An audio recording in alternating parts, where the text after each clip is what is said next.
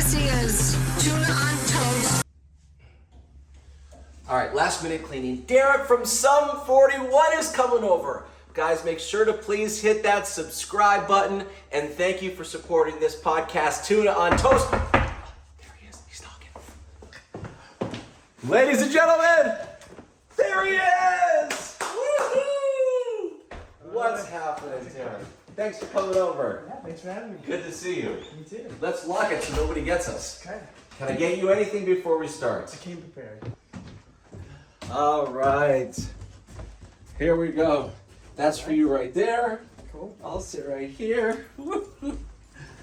Oh, man. All right, let's start this thing in 3, 2, 1, go. Everybody, welcome to another episode of Tuna on Toast. I am Ted Stryker, and Deryck Whibley from Sum 41 just got to my house.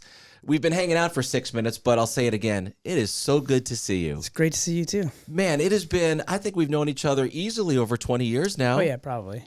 I'm pretty much like our whole career, right from the beginning. Right from the very beginning. And back in like 2000, 2001, 2002, when I first heard your music, I had 0% idea what you guys look like. Mm-hmm. I didn't know you were from Canada, but the songs instantly, based on my musical taste, I gravitated towards those tunes. Oh, cool. And what was it like for you guys? And we'll just jump right in. You're in Canada, and then all of a sudden there's people in the United States, whether it's LA, New York, and everywhere in between, is like, what is this Sum 41? I think I like these guys.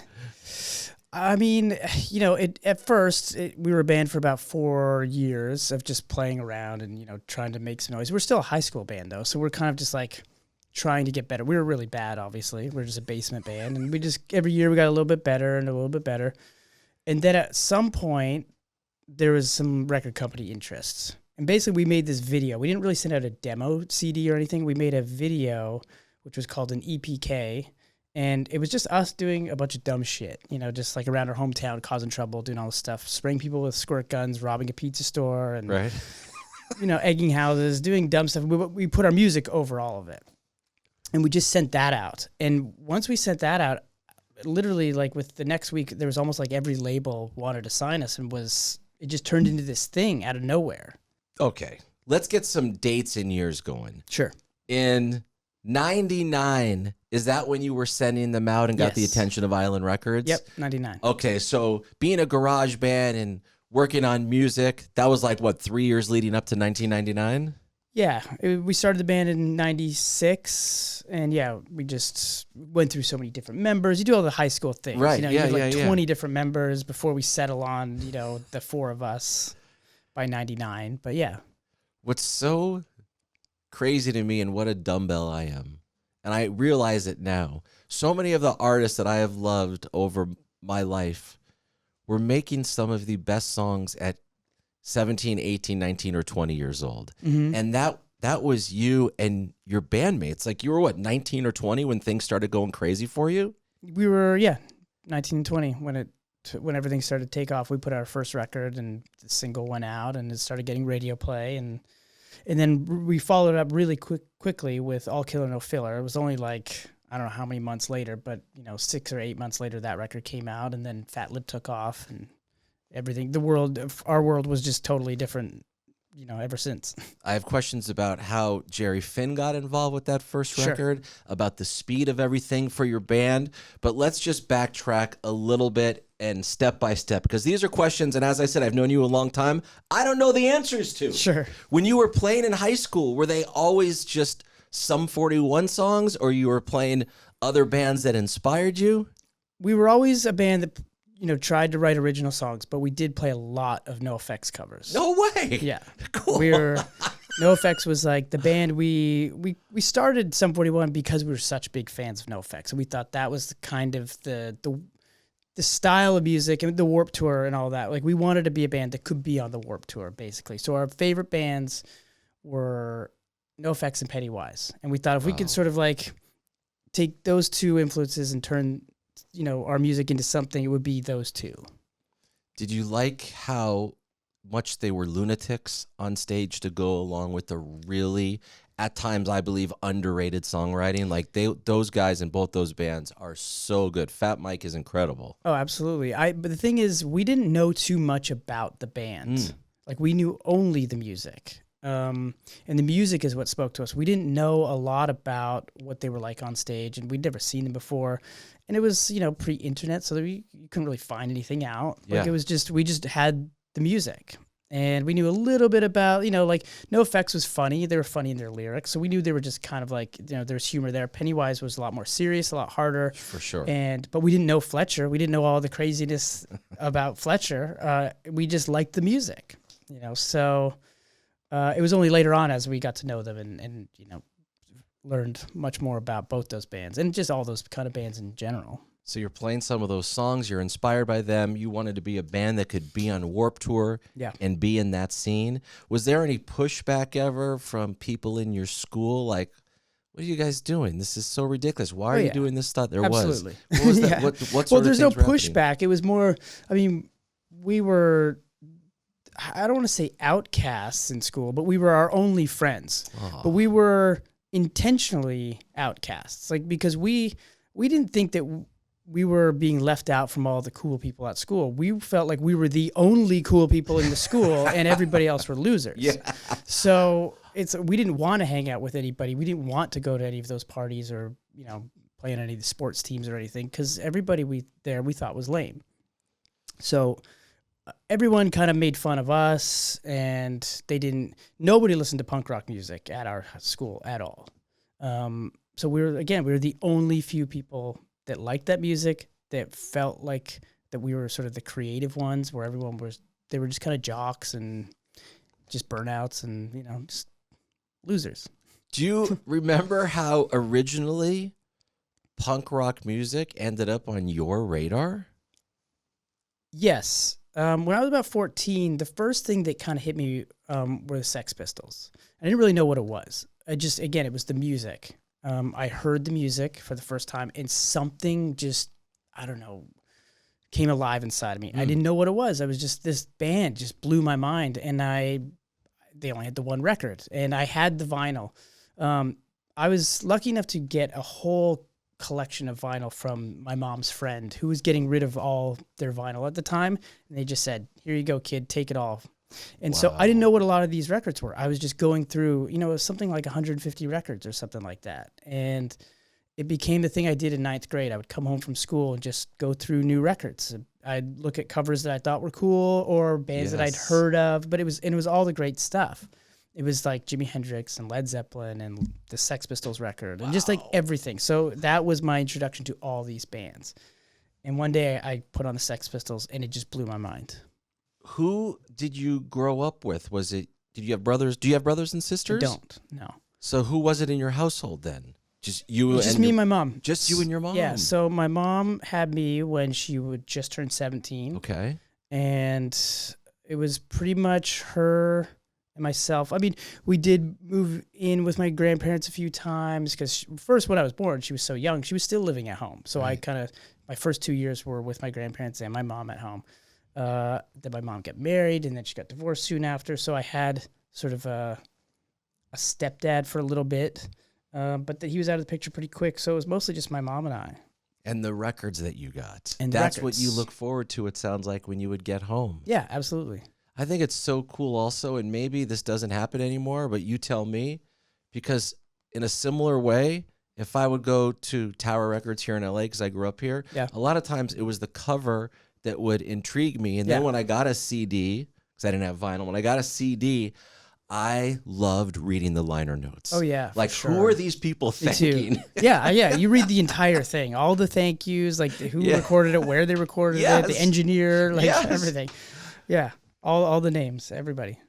Okay, so you've got the band going. You're with the guys. You send out this videotape of you guys doing these stunts/pranks with your music over it. Yeah. Was it only Island Records that gave you an offer, or were there other labels that were interested?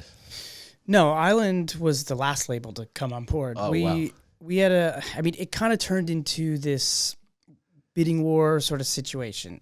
Like it started with a couple labels, and then word started to spread that there's this band, these kids up in Canada, and they did these hijinks, and there's, their music's catchy, and all of a sudden all these labels wanted to come see us. So these labels from the U.S. labels. Well, all the Canadian labels actually turned us down. We went to all the Canadian major labels first because we're a Canadian band. Right. And everyone said, I remember one of them said, worst band he's ever heard. Things like that. And so we said, okay, fine. I guess we're going to go try our hand at the U.S. labels then and see how that goes.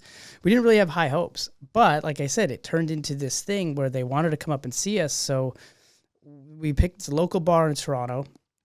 And we said, okay, we're going to play every Wednesday night at like 8 o'clock. Okay. Whoever wants to come see us, that's where we'll be. And we did that for about 6 weeks. And every Wednesday, it kind of grew and grew. There's more labels coming up. And we were an unknown band in Toronto. We didn't have a fan base or anything. So was anyone in the crowd going crazy for you guys with excitement? First, there was no crowd at all. It was just a few labels that had come up and a couple of people drinking at the bar, kind of annoyed that there's these kids on stage. Right. And then as word started to spread around town that all these labels were coming up and there's this band that has all this interest, all of a sudden it started getting full. Now, it didn't really ever turn into like mosh pits and craziness because everyone's just like, who are these guys? Right.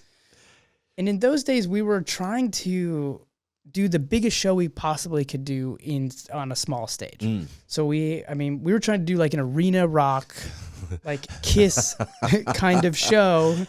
But like everything's homemade, in this tiny little bar. So we had these trampolines on stage. We had a basketball net on stage that we would like do this like slam dunk routine. Yes. And we would have these. You're making viral videos before there was YouTube, basically.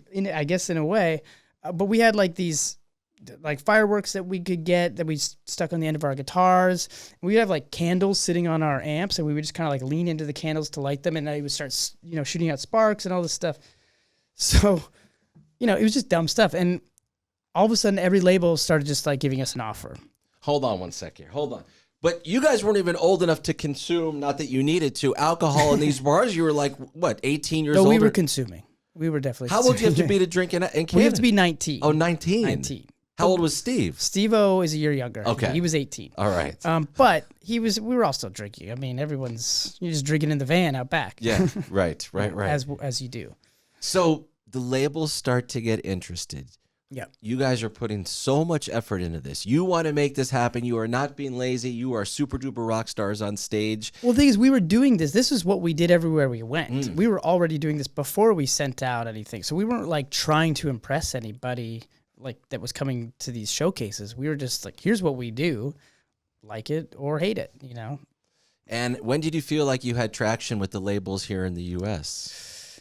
Well, it started fast, and just the offers just came in right away, So it was the thing that was hard is that there was an offer from every label, and like, who do you pick? Because they're all big labels, they're all great, they're all capable, they all have big bands, and the heads of all those labels are guys you've heard of, and we didn't know what to do. So, it's like Clive Davis is at the head of one of them. It's Jimmy Iovine is the head of the other one. Leora Cohen's the head of the, all these guys that we'd heard of that are big guys in the business. So what do? It became really difficult. Was anyone guiding you behind the scenes? 19-year-olds, like, do you have a lawyer? Do you have a manager at that point? So we had a manager, cool. We had a lawyer, and we had somebody from EMI Publishing who had signed me when I was like 17. And these were all like industry guys who have been around, and they were all guiding us through the whole process.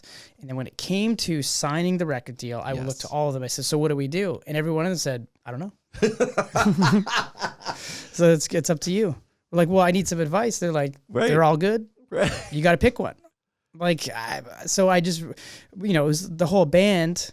We started, once you start meeting some of these people, it really becomes down to, it's like it's about people, it's who do you get along with, and who's do you the think, best hang? Yeah, who understands the band, and who can you go into a project with? That's really what it came down to, because they're all capable.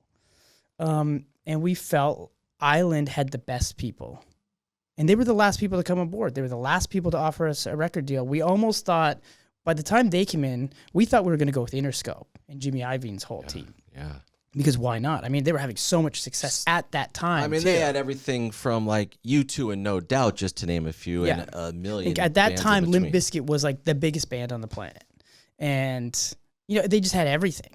And so it made a lot of sense. Island was a brand new label because they had merged with Def Jam. So it was Island Def Jam. Right, And it was all new people, and they hadn't really signed anything. We were going to be the first rock signing for Island Def Jam. So it was a huge risk.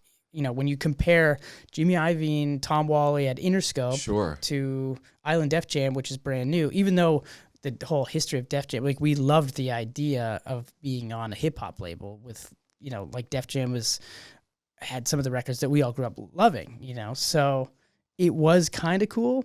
But again, it all came down to the people. Did other rock bands, after you signed with them, follow suit because of your success? Oh, I have no idea. I bet that's true. I bet if we looked at who they signed after that.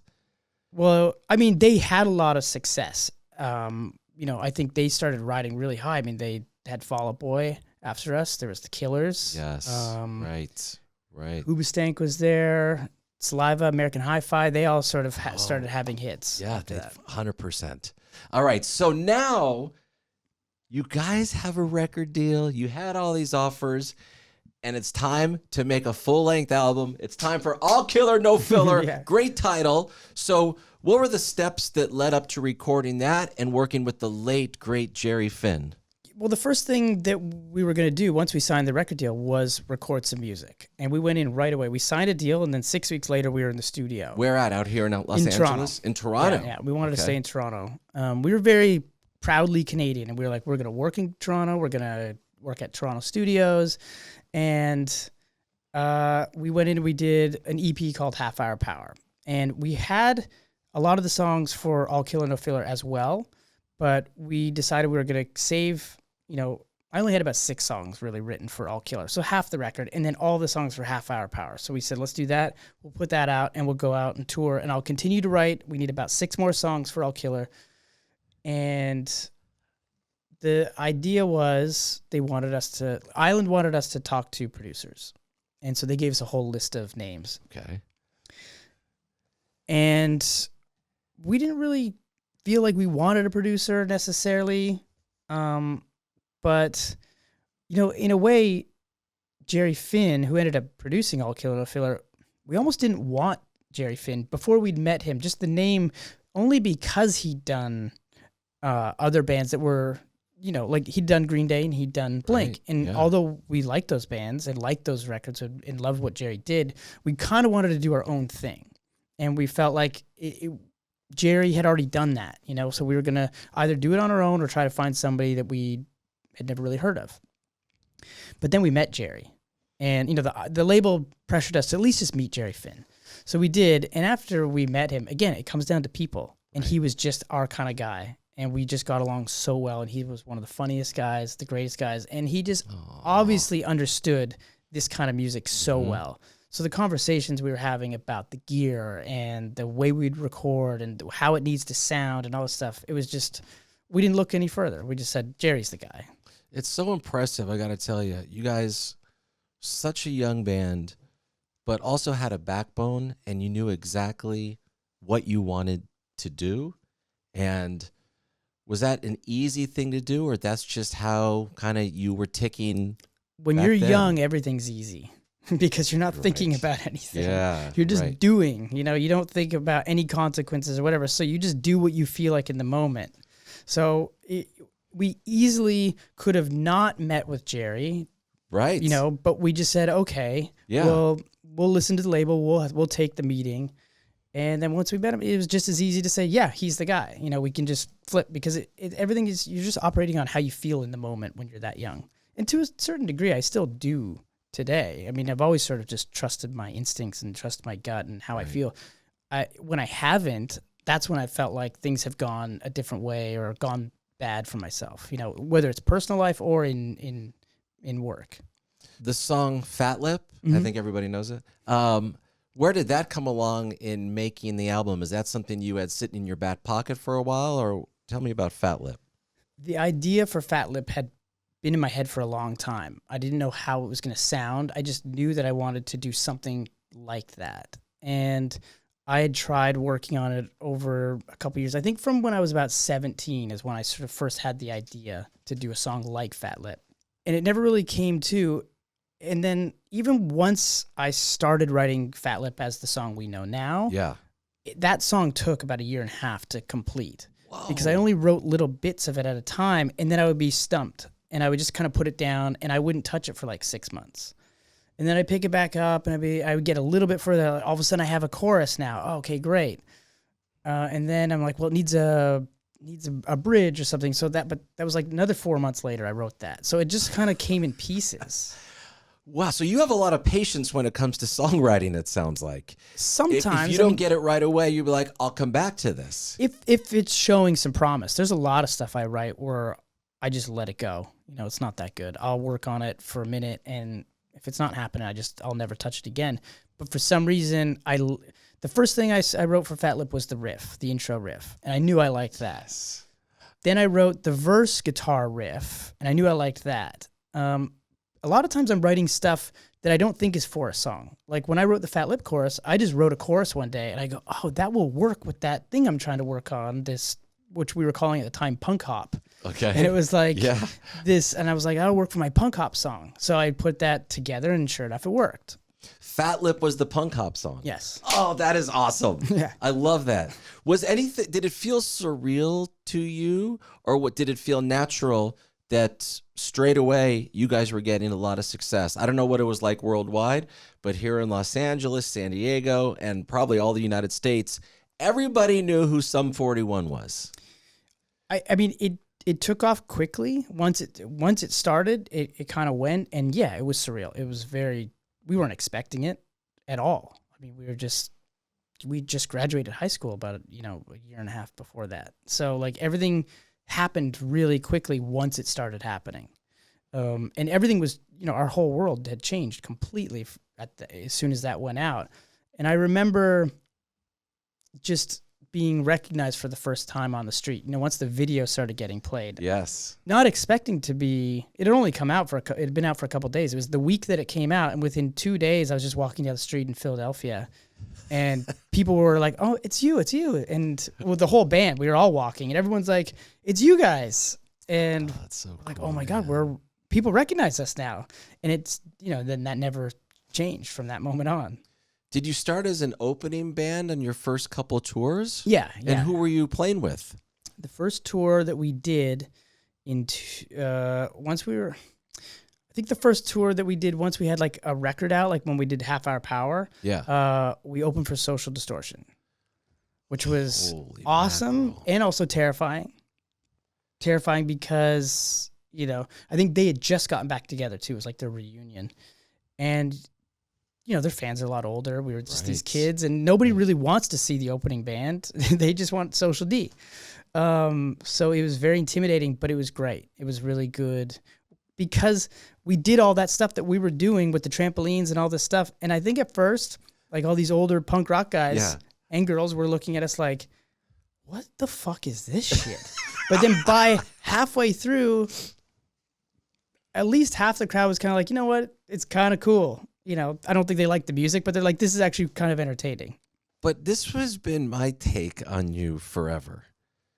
You do those things on stage, but the band, you guys are such good musicians and songwriters. Oh, thanks. Of course, and you know how to play your instruments. Like if someone was just going up there doing a bunch of tricks and they didn't have good songs, they didn't play their instruments well, it'd be like, yeah, that'd be good for about 4 years, then see you later, alligator. Yeah. But you guys know what the hell you're doing, man. Or we fake it really well. No, one or the Deryck, other. No. Did you take music lessons growing up? No. You didn't? No. What the hell? I think that shows. I'm not a very good guitar player or singer. So no. How'd you learn how to play? I still only know how to play just chords. I don't shred around the guitar. I can do some solos and stuff like that. But like the In Too Deep solo is like the easiest solo you could imagine. It's so basic and simple. But that's the extent of what I could do, basically. But yeah, I wanted to learn how to play guitar so I could write songs. That was really the whole goal to pick up a guitar, was so I had these songs in my head and I needed to get them out somehow. So once I learned a couple chords, I was done. I didn't need any more lessons, like to take lessons or anything like that. You right. know, I just had somebody teach me the basic chords. Yeah. You know, it was like my uncle. Right. And then that was that. And then you were on your way to writing hit songs, just like that. I don't know if they were hit songs for a while, but you know, eventually, I guess. You put up something on Instagram recently talking about a performance at an MTV anniversary, like their 20th anniversary. And this, I'm so excited that we get to chat about this. So for those that don't know the story, it was like MTV's birthday, Sum 41 plays, and you guys do this incredible medley of a Sum 41 song. There's Beastie Boys, there's Motley Crue, and Judas Priest. Yep. But Tommy Lee is out there, comes out when you start playing the Beastie Boys song, then go to Motley Crue, and then you have Rob come out. Yeah. And you guys were able to segue from song to song to song without missing a beat, playing your musicians. How important was that moment to you personally and for your career? That was like the single most important moment in our career and in our lives at that time, because we were a relatively still unknown band. I mean, the song was starting to go, but it wasn't a hit or anything yet. And we were lucky enough to get to be able to play that show, and we were the opening of the whole night. So we were such fans of what we'd seen on MTV Awards and things, of these like collaborations of artists and stuff like that. Yeah. So when we got to our first opportunity to do something on MTV, we asked them, can we do a medley and ask some other artists to come out? And they were like, great. And they said, well, who do you want to ask? So we had a little list, and we said, well, we said Tommy, we said Rob Halford, we said the Beastie Boys, and we asked for Slash. Slash said no, Beastie Boys said no, but Tommy and Rob said yes. So then all of a sudden we were like, they said yes, so now we got to do this thing? Like, how? We just kind of threw that out there. I mean, we didn't think it was going to actually happen. Yeah. Because, again, we felt like we were relatively unknown still. And we put this medley together. We were still on the Warped Tour, actually, that summer. And so we were putting this whole thing together on the bus while we were off stage, you know, because there's no dressing rooms at the Warped Tour either. Right. We're all just sitting in our bus with our guitars trying to figure out this medley. And then we did, and we kind of flew in for the show. We didn't really have much time to like get it together. We had one rehearsal the night before. So Tommy flew in and Rob came in, and we had worked on this thing. We ran it a few times. We left the rehearsal thinking like, I think we have it. I mean, we'll see, hopefully. And we were lucky enough to get a sound check that day. We ran it one more time. And then all of a sudden, the next thing you know, it's like, hey, show started. You guys are up. And we just went out and did it. And that's one take, right? Live? Oh, yeah, absolutely. Jesus you have no second chance for anything. No, so you just run out, and we just did it. I remember we were so nervous. So, like, just kind of shaking backstage. I don't think I'd ever been as nervous in my life yet. And we just went out and we did it. And you always feel when you're on stage that those things don't go well. You feel like the audience hates it. Like, you're looking at everybody, and for some reason, you're probably only focusing on the people that are just kind of standing there. But it just felt like everyone's just like, what is this? That's what it felt like. And when we came off, everybody was like, that was amazing. We're like, really? It felt like I messed it up. And everyone's like, oh, I messed this part up, and I did that. And I'm like, I did this. And, you know, and then it just felt like the rest of the night, everyone was congratulating us. Everyone was saying, you know, you have no idea what this is so big for you guys. And we're like, okay. And from the next day, everything sort of took off. Like, the video went into heavy rotation. The song went up the charts, and it just kind of went worldwide, and it just kind of took off. And it really solidified you guys as the real deal because, well, somewhat rookies at the time, you came out there like veterans. I mean, honestly, when you went from, I guess it was Fat Lippin' and No Sleep Till Brooklyn, and you put your guitar down, and then you were going back and forth with Steve, and then you, for the next song, you went and grabbed a different guitar without missing a beat. Don't stop watching this interview right now, but afterwards, go watch the video. Like, I get chills whenever I watch it. Oh, cool. I mean, it was so good. And I talked about earlier what a dumbbell I am. I'm going to say it again. I expected that from young bands, but at the time, not realizing how incredibly difficult it is. It just seemed like, oh, that's what you're supposed to do. You're a Yeah. young band. You're on your way to a hit song. These guys are good. You get Tommy Lee and Rob Halford, and here you go. Yeah, it's easy. Yeah. So congrats on doing that. Cool, thank you. Yeah. Hey, I'm curious, what was the business decision or creative decision on why the second record, at least in my mind and memory, came out fairly fast after Really All fast. Killer? Yeah, after All Killer No Filler. It was a weird thing. For us, we didn't know how the business worked or anything. You know, we were just doing what we do and being told, you know, here's your schedule. And just this was the schedule. They said, okay, the tour ends in May. You're going into the studio at the end of June, and the record's going to come out in November, and you're playing Reading and Leeds Festival in August, so we're going to start the tour a few weeks before that. Like, that was just the itinerary. And I looked at it, and I was like, that's only giving me 6 weeks to write this follow-up record. And I kind of voiced some concern about it, but it just was like met with like, this is just what it is.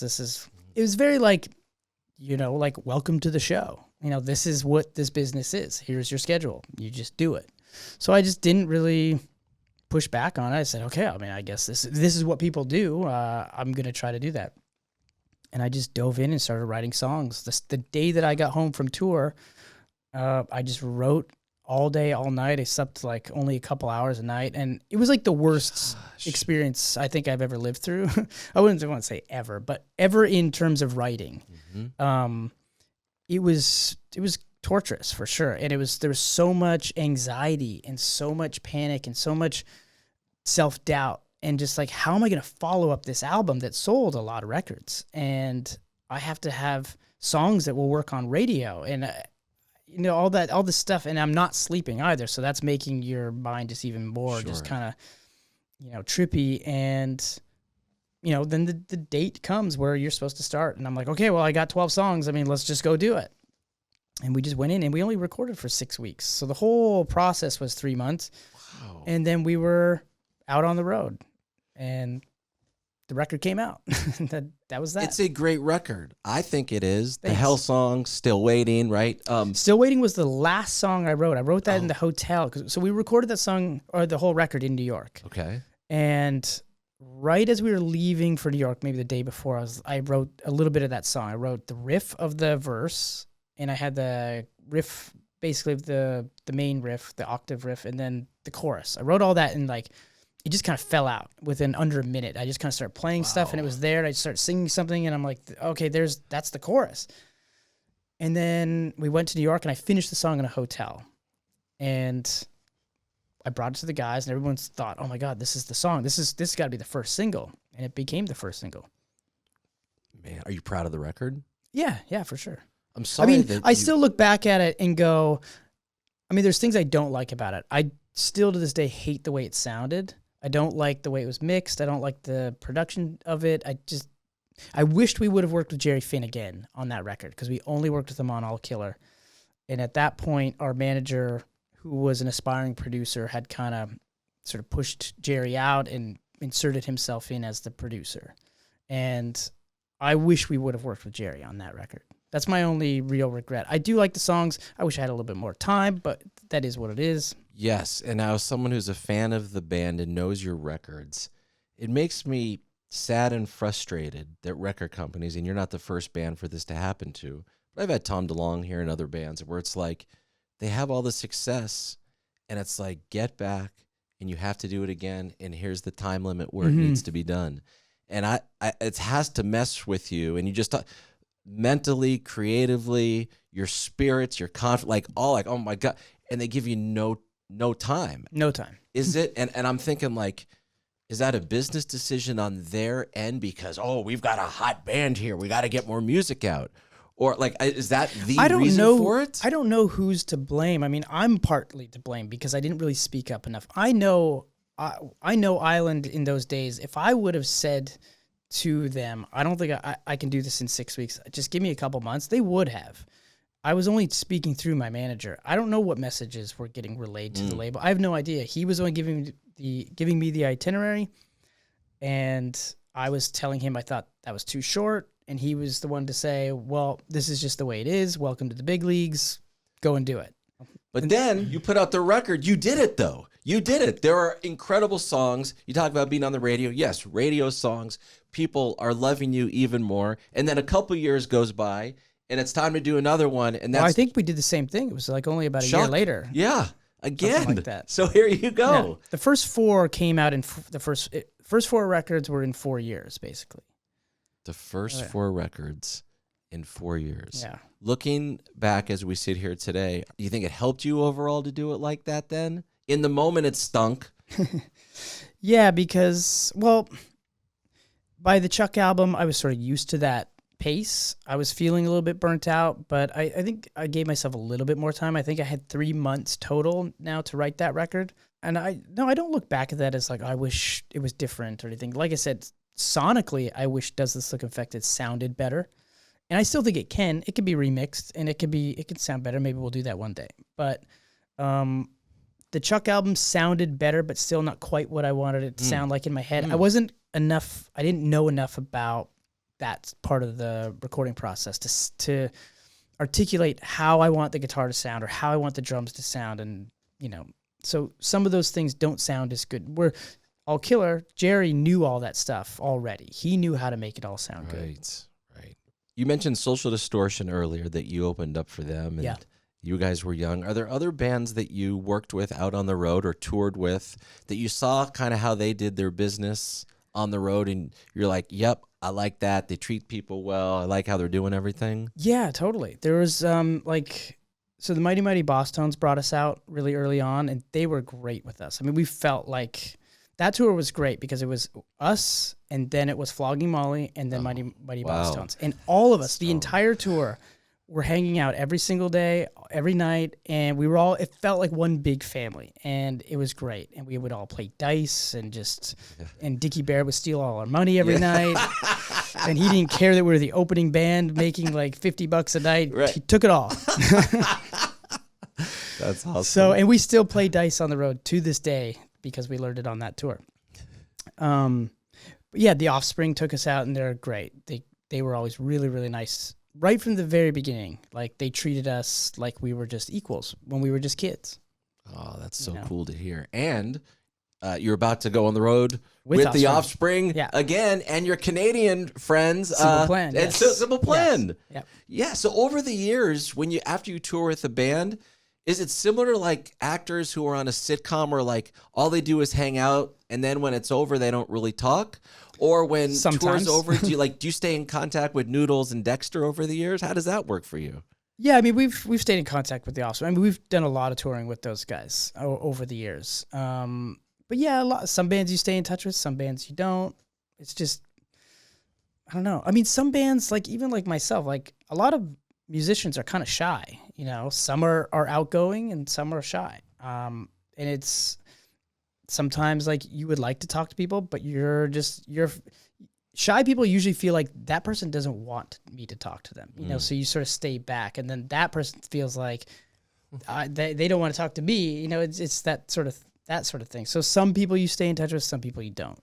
I've been reading about Heaven and Hell, and I haven't seen any date on it, but I want to confirm a double album, Sum 41, will be coming our way. Yes, it will. And what does the heaven represent in the title, and what does the hell represent? So it's a double record, and the heaven side is 10 songs, and it's all like our old school Sum 41 pop punk sound. Songs, though. New songs that are in the vein of All Killer and Does This Look Infected. Okay. The hell side is another 10 songs that are all in sort of the heavier sort of Chuck to what we sort of have been doing lately. Yes. Sort of heavier sound. And so it's 20 songs total, and it's pretty much finished. It's not mastered, but we're in the final mixing stage right now. Somewhat rapid fire questions. Sure. Will you release all the songs at once, or is it going to be like, here's one, 6 weeks later another, 6 weeks later another? Because there's so many different strategies these days on how to do it. I haven't thought about a strategy. I think that comes when we get with the entire team, with the record label and all that kind of stuff. I'm sure there's going to be a song that comes out first before everything just all at once. For the heavier side, for the hell, where are the inspirations coming for that? I don't know.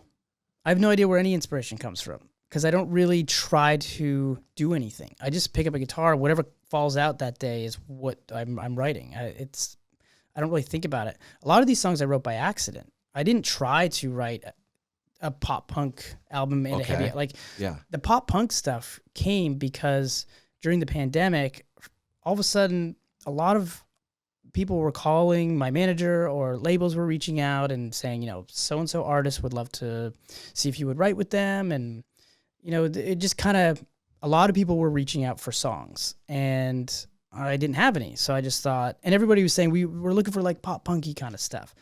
So I thought, well, I should probably start writing some stuff. I'm like, I haven't written a pop punk song in 16 years. So I don't even know if I can do it. So I started writing some and I got about 3 or 4 and I listened to them all. I go, I like these.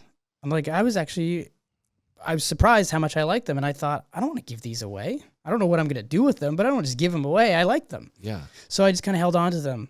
And I was kind of in writing mode. I don't know. And then every time I picked up a guitar, a new riff or a new song would come out. And all of a sudden I had all these songs. I'd already been writing some of the heavier stuff already. Right.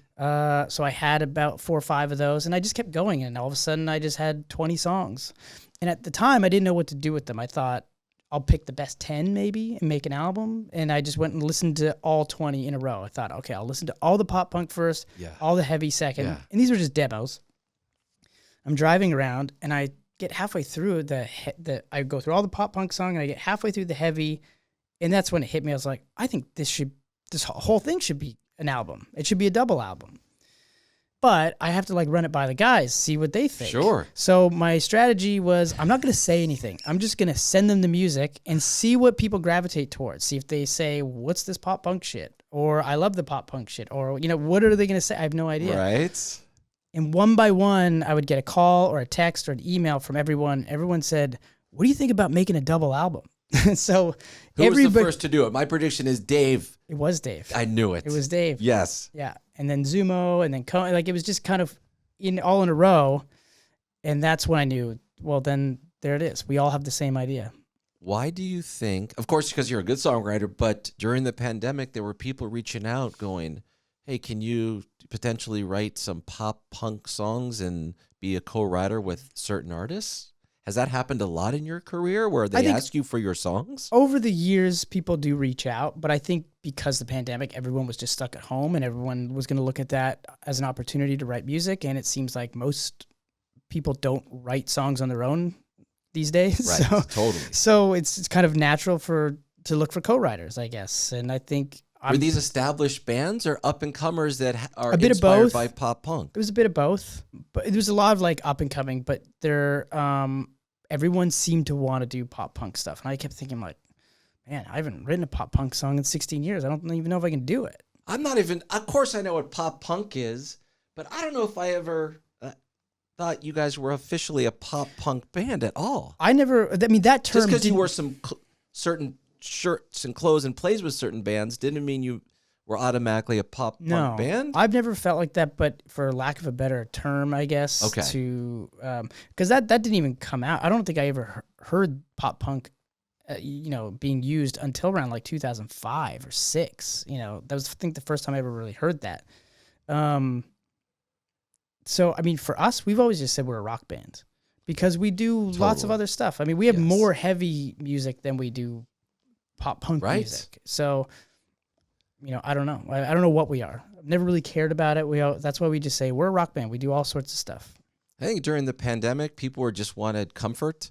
And if it was listening... I agree. I started to think, because I started listening to a lot of the music that I listened to in high school, which was like No Effects and Pennywise and Lagwagon, Strung Out, like all these Fat Records and Epitaph bands. Yeah.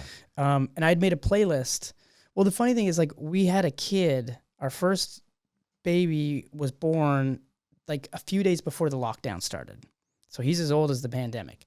Wow. And congratulations. Thanks. And so what we would do is, like, to break up the day, we would go drive around for a couple hours because that's all you could really do.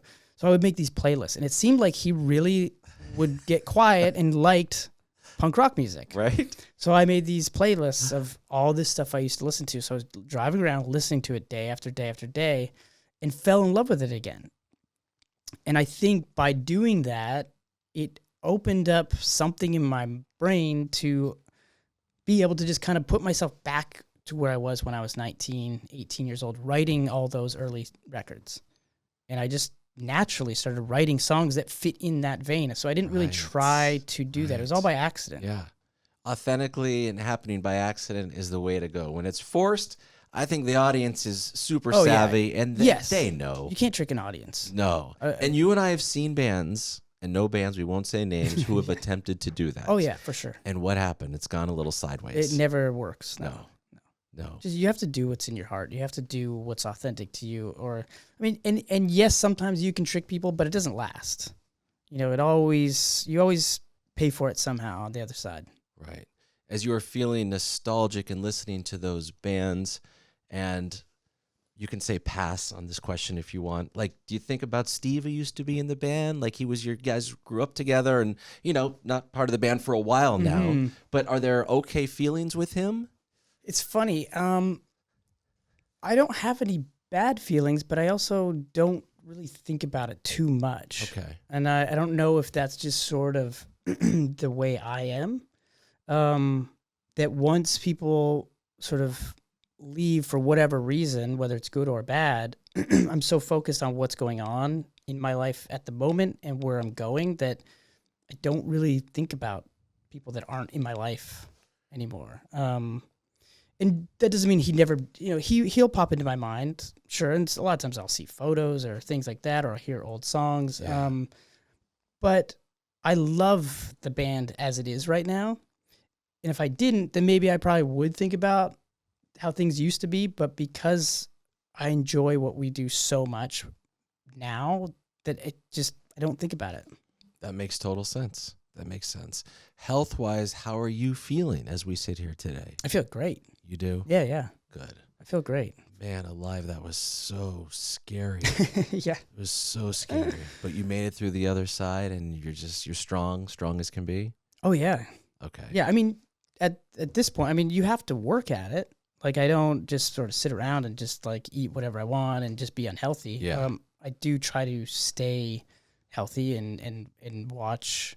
You know, obviously, I've been sober now. I don't even know how long it is now, but it's almost 10 years. Congrats. But that's another one of those weird things that doesn't really enter my mind either. And I've never really understood it because I was always told, you know, it's going to be a daily thing. You're probably going to think about it every day, all day, and it's going to be a struggle. And I know that is for a lot of people. That hasn't hit me. And I don't know if it will at some point. Like, it's very possible that could. I'm aware of that. But luckily, so far, it's like one of those things it was in the past. And I'm so focused on what's going on now that I don't really think about alcohol that much. You know, and maybe if like our band, the other guys still drink on the bus and stuff in front of me, but it's never really, if anything, I'll be honest, watching the guys drink on the bus at night is great for not wanting to drink because I've never once been on the bus and saw the conversation that they're having go, man, I wish I had a part of that. Right. It's always something I'm like, oh, man, I'm glad I'm going to go to bed right now. Yeah. I don't want to be a part of this. Good, man. And I just want to say it again. I'm glad you're healthy. You look fantastic. Thanks. Is it cool if I ask you a question about selling your music catalog? Sure. I don't want numbers or anything like that, but over the last 5 years, there's so many bands that have done that. And I don't know if that's always happened, but it's just now that like the bands it's being written up in magazines and websites. I think it always happens, but I think the amount of people that were selling their catalogs was the most it's ever been. And so how does that work? You've written all these songs. The company says we would like to buy these songs and then use them however we want to use them in a Coke commercial or a movie trailer, and you kind of give up the songs. Is that how it works? You can. It's a deal. You can structure a deal any way you can structure it, and both sides have to agree on it. So it's different for everybody. But that essentially what you're saying is usually a major part of it. Yeah, you kind of give up your rights to it, and they sort of own it and can do what they want with it. The reason why I did it, so I got approached during the pandemic when everybody was selling all their stuff. And I remember thinking, like, why are these people selling all their music? Like, how could they do that? And I got approached, and I said, nah, I'm not interested. Doesn't make any sense to me. And I thought about it, and it kind of like, I was sort of in this, something just sort of hit me because I was like, I want to try to understand this thing in my mind of like, what would it feel like if I got rid of all my songs right now? So I sort of like did an experiment in my head of like, I'm just gonna just pretend I just got rid of everything. What would I do right now? Like, how do I feel? And all of a sudden I felt really creative because it made me kind of scared. I was like, I have nothing. Like I would have to write, I'd have to start over. And I started, it was right around the same time that people were asking me to write. And I was really all of a sudden in a different mind frame for some reason. And it felt really good. So I started entertaining it and we started talking to people and seeing what a deal would look like and all this kind of stuff. And as I was going down the road, I'd gotten to the place in my mind emotionally that I felt like, you know what, I can let some of these things go because I actually think it'll be good for me because it'll light a fire inside of me. I don't want to be too comfortable. I feel like that's where artists get in trouble is when they make too much money and they're just too comfortable and they get so detached from who they were when they were writing all that great music. So I felt like if I get rid of everything, I will have to write stuff. And it became exciting. So that was my whole sole purpose of it. And has it worked? Absolutely. Yeah, I feel so great because of it. Good. I feel so much more creative and I got really excited about music again. Not that I wasn't excited, it made me feel like a teenager again and just had something to prove, I guess. And then because I have to like I have no songs at this point. You know, I looked at it like, what about the 20 songs for the double album? Well, those are mine. There you go. So there you I go. looked there at you it, but I didn't have them at the time. I didn't have anything really. I had a couple riffs I was working on. That was about it. And then once I said in my mind, I'm going to get rid of it, all of a sudden the music started to flow.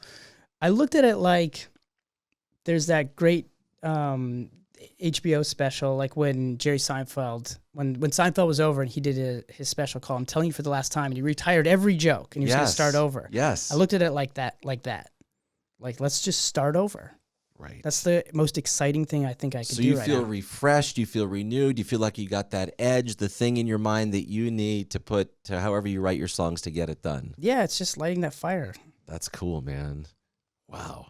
I'm wondering if someone said, hey, Stryker, we want to buy all your Tuna on Toast episodes. Brett Gurewitz, Fat Mike, Incubus, Paris Jack, Mike Shinoda. I'd be like, wow, that would feel so weird. But I think I would think like you, like, okay, it's gone. Fresh start. Let's go. Yeah. I mean, I don't know. It may not be for everybody, but for me, it was exciting. It sounds like it. Yeah. It sounds like, and you're doing something that with your instruments and some of your gear as well. It's all part of the same thing. I have stuff that sits around and it's just sort of like collect. I just don't want to be a guy who just has all this stuff. I'm just like to start over, in a lot of ways. Right. You don't know a date at all for the double album, right? Not yet. 2023 though, this year. I don't know yet. Oh, you don't know yet. Okay. I don't know when it could come out. Okay. I think it could or early 24, but I don't see either late 23 or early 24 is my guess. And how's Cone doing, by the music way? could potentially come out before that though. Okay. Oh, good. How's Cone doing?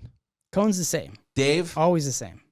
Everybody's great. Good. Frank Yeah. is good? Yeah, everybody's great. Okay. All right, man.